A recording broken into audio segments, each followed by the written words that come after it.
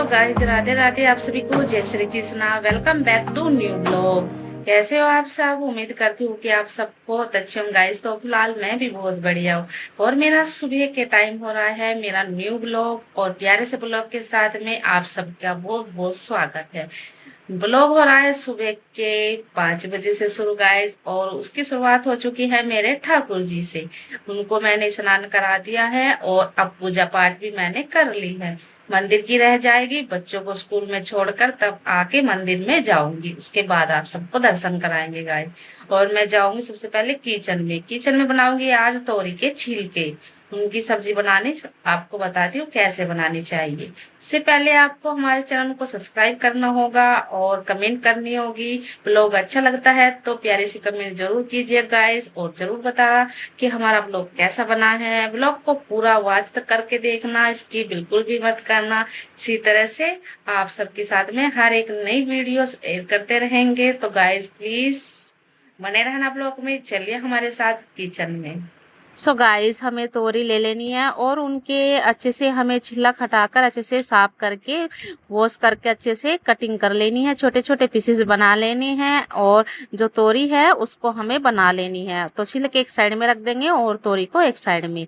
उसके बाद में हमें आलू के भी इसी तरह से पीसेस बनाकर और हमें सारा मसाला लहसुन प्याज वगैरह अच्छे से फ्राई करना है, तेल में डालकर तड़का लगाकर अच्छे से। उसके बाद हमारी सब्जी बनकर हो जाती है रेडी। बट मैंने आटा पहले से लगा कर रखा था, सो मैं यहाँ पर लाला जी के लिए सबसे पहले पराठे बना रही हूँ और फिर बच्चों के लंच के लिए रेडी करती हूँ। फिर उसके बाद में बच्चों को स्कूल जाऊंगी छोड़ने गाइस। तो तोरी के छिलके बनाना बहुत ही आसान होता है। जैसे हम अपनी डेली यूज मतलब सब्जी को बनाते हैं, इसी तरह से हमें तोरी के छिलके भी बनाना होता है। और उनको सबसे पहले अच्छे से फ्राई कर लेते हैं तो बहुत टेस्ट होता है उन, और अच्छे भी रहते हैं। तोरी जैसे बनाते हैं और उनके छिलक वेस्ट कर देते हैं कोई कोई, तो ऐसा ना करे कभी भी। दोनों चीज इस्तेमाल करेंगे तो अच्छे से ही आपके फायदे में रहेगी।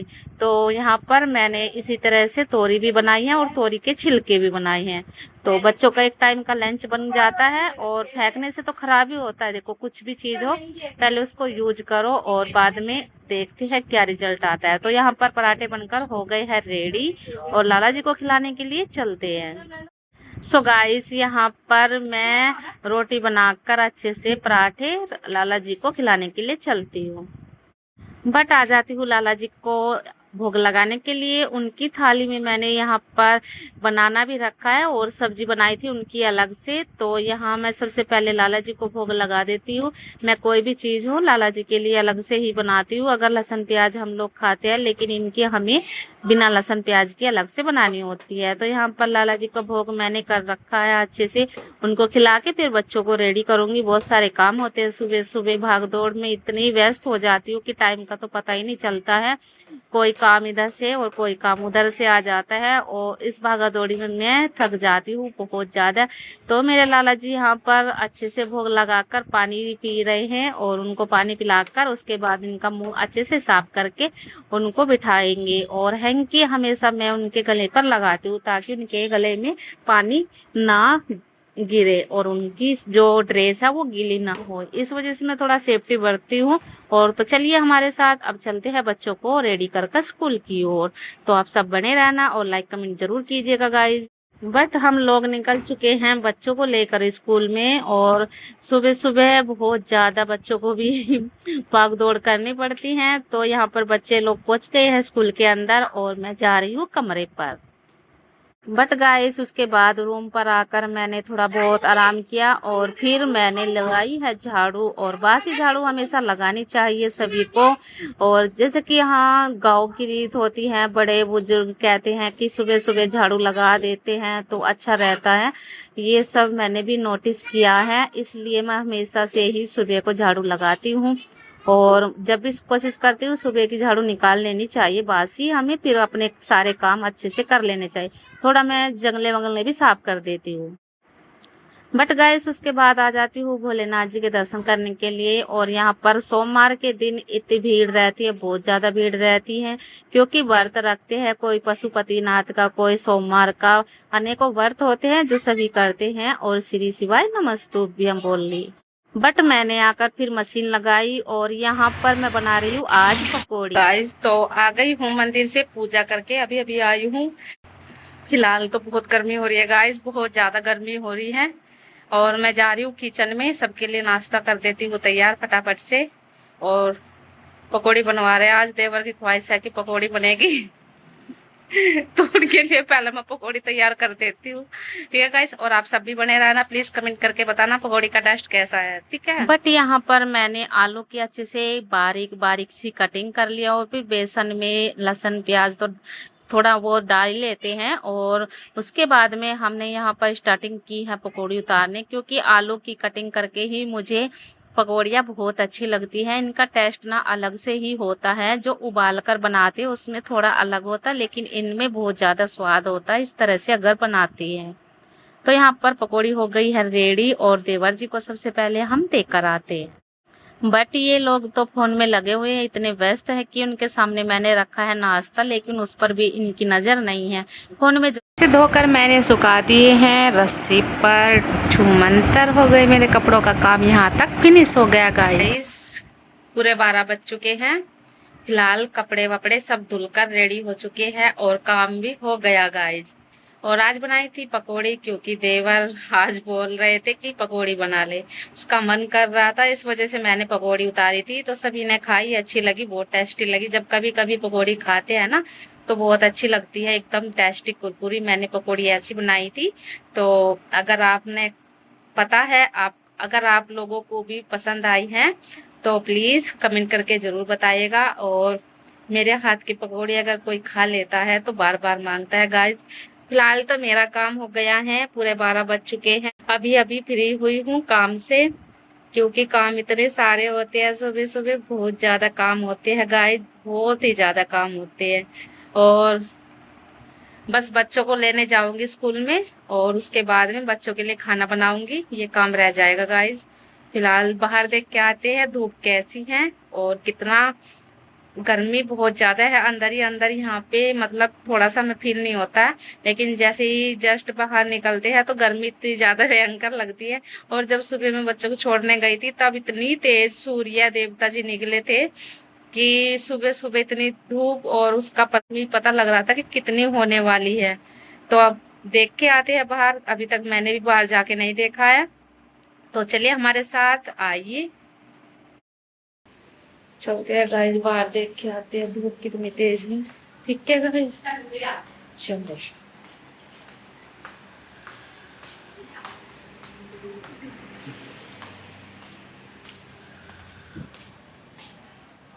धूप तो बड़ी तेज निकली हुई है गाइस, फिलहाल मैं दिखाती हूँ आप सबको। भयंकर वाली धूप है, जैसे आग लग रही हो कहीं पे। इधर भी देखना आप, है ना, लगता है जैसे कि आग लग चुकी है। गर्मी की इस वजह से थोड़ा ये हो रहा है कि अभी लग जाएगी आग। तो इतनी तेज गर्मी पड़ रही है गाइस, बहुत ज्यादा। फिलहाल तो काम सारा हो गया है। और हमारे जो पेड़ है गाइस ये सूख सी गए थे थोड़ा, इनमें जब पानी डालते हैं तो अच्छे हो जाते हैं, हरे भरे हो जाते हैं। और वो गुड़हल का पेड़ है और ये नींबू का है। और ये यहाँ पे बेल पतरी थी नीचे, ये वाली बेल पतरी है। ये तुलसी का पेड़ है और वो भी तुलसी का पौधा है। सो पौधे भी हरे भरे हो जाते हैं जब उनको पानी मिलता है, नहीं तो वे भी सूख जाते, बेजान से हो जाते हैं। तो इसलिए इनका भी ध्यान रखना होता है, समय समय पर पानी देना चाहिए। और इनको भी तंदुरुस्त मिलती है और हमें हवा मिलती है, अच्छी छांव मिलती है पेड़ पौधों से। इसलिए पेड़ पौधे को जितना भी आप लोग केयर करोगे ना, आपके लिए बहुत अच्छा रहेगा। और उनको समय पर पानी दीजिए, समय पर उनकी देखभाल कीजिए, तो बहुत अच्छा रहता है। और वे हमें हवा देते हैं ठंडी ठंडी और सुकून भरी। तो फिलहाल तो हमारे पेड़ पौधे ऐसे हो रहे हैं हरे भरे। और ये है इधर नीम का पेड़ गाइस, ये नीम का पेड़ है।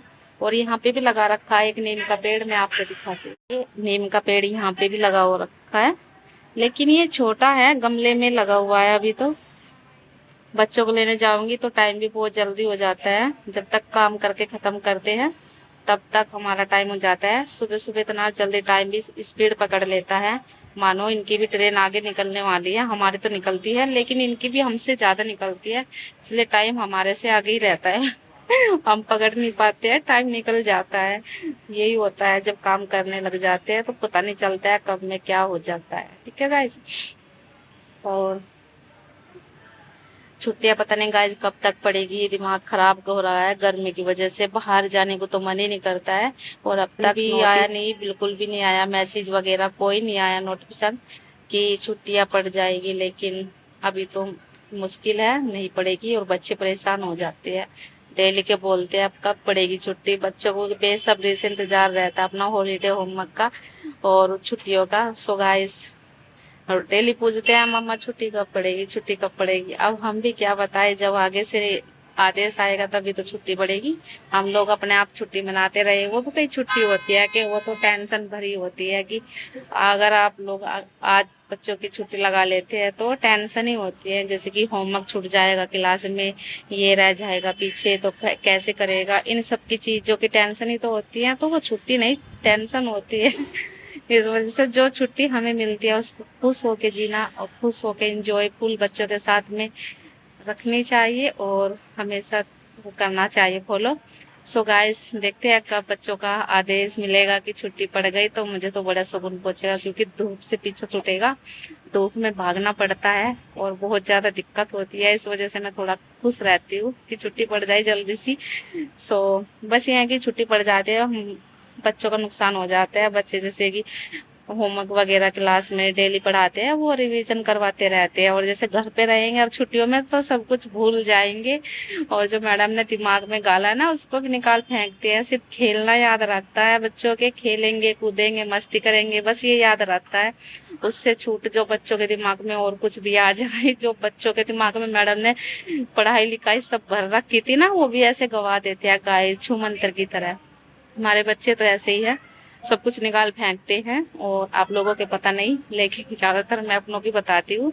जब तक स्कूल में रहेंगे अच्छे रहेंगे, और जब तक छुट्टी पड़ जाएगी तो बिल्कुल फ्री हो जाते हैं सब चीजों से। और बस ये मुझे गलत बात लगती है, जैसे कि होमवर्क हॉलीडे होमवर्क देते हैं ना टीचर, भर भर कर देते हैं, वो टेंशन आ जाती है क्योंकि उसको करवाना होता है और हम लोग तो गाँव जाते हैं और यहाँ से भर भर के किताब कॉपी ले जाए या अपना बैग बस्ता ले जाए, ये बताओ आप। कपड़े इतने हो जाते हैं कि नोटबुक्स वगैरह इनकी तो जगह ही नहीं रहती है बैग में, फिर इनको भी अलग से बांध दो। ये सब तो बड़ी दिक्कत वाली बात होती है। ऊपर से चार्ट बनाने को दे देती है मैडम, कभी किसी का चार्ट लेके आओ कभी किसी चीज का लेके आओ, दिमाग खराब कर देते हैं। अरे छुट्टियां दे रहे हो या टेंशन दे रहे हो, कम से कम छुट्टियों में तो फ्री होने का चांस मिलना चाहिए ना।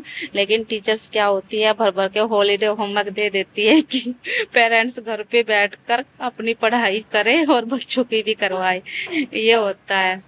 और बस देखते हैं क्या होएगा। फिलहाल तो मैं 10 तारीख 12 तारीख के बाद में ही जाऊंगी, तब तक मैं अपने बच्चों का काम आराम से यहाँ पे करा दूंगी। और जो चार्ट वगैरह भी होते हैं उनको भी बना के अच्छे से कंप्लीट करके यहीं पे रखे जाऊंगी, बिल्कुल टेंशन फ्री होकर गाइस। क्योंकि यहाँ पे तो टेंशन होती है, अरे साथ में भी टेंशन ले जाएंगे तो जिएंगे कैसे, ये बताओ आप सब। ठीक है गाइस। और हमारा ब्लॉग कैसा लगा आप सबको जरूर बताइए गाइस, और दिल से कमेंट किया करो, अगर ब्लॉग अच्छा लगता है तो वो भी बताया करो। और इसी तरह से हम नई नई वीडियो आपके साथ में शेयर करते रहेंगे। और आपको बस ये है कि फुल एंजॉय करना चाहिए हमारा ब्लॉग देखकर अच्छे से, और कमेंट करनी चाहिए। और अगर मेरे चैनल पर नए हैं तो सब्सक्राइब करना मत भूलना गाइस, स्किप बिल्कुल भी मत करना, फुल वॉच तक वीडियो को देखेंगे तभी आपको अच्छा लगेगा और हमको खुशी होगी कि हमारी यूट्यूब फैमिली हमको सपोर्ट करती है, बहुत सारा प्यार देती है। तो प्लीज आप सबसे बस यही रिक्वेस्ट है कि वीडियो को फुल वॉच तक देखा करो और लाइक कमेंट जरूर किया, सब चैनल को सब्सक्राइब करना मत भूलना गाइस। तो मिलते हैं नेक्स्ट ब्लॉग में, और तब तक हमको दीजिए इजाजत, और आप सबको राधे राधे, जय Shri Krishna YouTube family, bye bye.